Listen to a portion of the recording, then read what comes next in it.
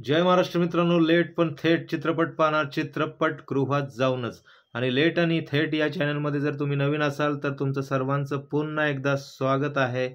आणि ज्या पद्धतीने दशावतार या सिनेमाने 5व्या दिवशी किती कोटीची कमाई केली, बिना लग्नाची गोष्ट याने किती कमाई केली, आरपार या सिनेमाने किती कमाई केली, याच्याबद्दल आपण थोडक्यात जाणून घेणार आहे.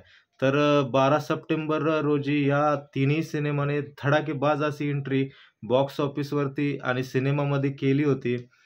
तर या सिनेमांना यश मिळालंय का 5व्या दिवशी? कारण 5व्या दिवशी याची तिकीट प्राइस हे ₹99 होती.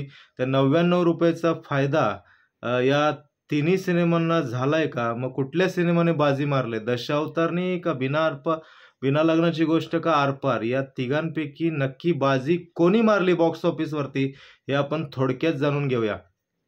तर पहिल्या दिवशी 12 सप्टेंबर रोजी हे तिन्ही चित्रपट प्रदर्शित झाले होते. त्याच्यामध्ये बिना लग्नाची गोष्ट याने सुरुवातीच्या पहिल्या दिवशी 8 लाखाची ओपनिंग घेऊन बॉक्स ऑफिसवरती दहाड मारली होती. त्याच्यानंतर 4 दिवसापर्यंत याने जवळपास 63 लाख रुपये बॉक्स ऑफिसवरती कमवले होते. आणि कालच्या दिवशी ₹99 तिकीट होतं. तर त्या सिनेमाने जवळपास 7 लाख रुपयेच कमवलेत. म्हणजे टोटल एकंदरीत बघायला गेलं तर इंडिया नेट कलेक्शन झालंय ते म्हणजे बिना लग्नाची गोष्ट या सिनेमाचं 70 लाख रुपये. तर वळूया आपण आरपार या सिनेमाकडे. या सिनेमाने सुद्धा 12 सप्टेंबर रोजी चित्रपटगृहात प्रदर्शित झाला होता आणि पहिल्या दिवशी 13 लाखाची कमाई केली होती. आणि एकंदरीत काल या सिनेमाला त्याचा फायदा झालाय का? तर या सिनेमाने कमवलेत ते म्हणजे फक्त 10 लाख रुपये.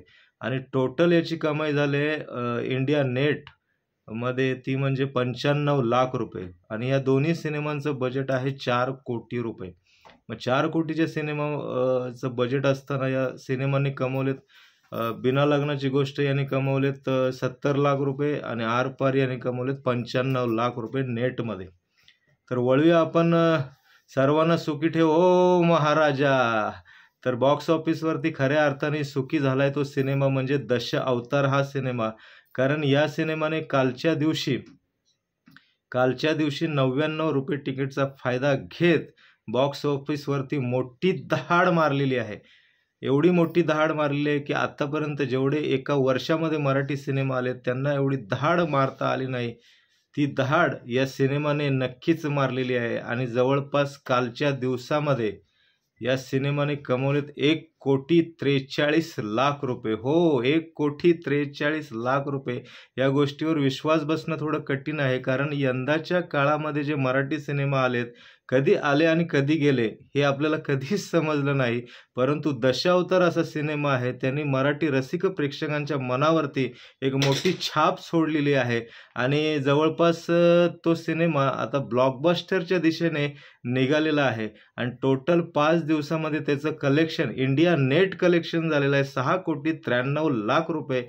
आणि जर ग्रॉस त्याचं पकडाल तर 7 कोटीच्या वरती हा सिनेमा पोचलेला आहे.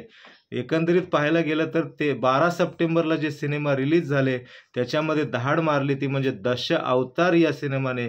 जो जिसका हकदार है उसे वो हक मिलना चाहिए. आणि खऱ्या अर्थाने दशावतार हा सिनेमा ठरलाय, हकदार ठरलेला आहे त्या गोष्टीचा आणि त्याला तो हक्क मिळालेला आहे बॉक्स ऑफिसवरती, हे दिसून आलेलं आहे. मग एकंदरीत पाहायला गेलं तर तुमचं जे क्लॅश आहे ना, क्लॅश, त्याच्यामुळे हे सिनेमा डुबलेले आहेत दोन्हीही. आता याच्या पुढे आता उद्या परवा दिवशी 4 सिनेमा येतात क्लॅश. मराठी सिनेमांची काय हालत होणार आहे ते तुम्ही बघू शकता. पण त्यात बाजी मारली ती दशावतार या सिनेमाने. 5 दिवसामध्ये 6,93,00,000चा गल्ला, जबरदस्त असा गल्ला केलेला आहे.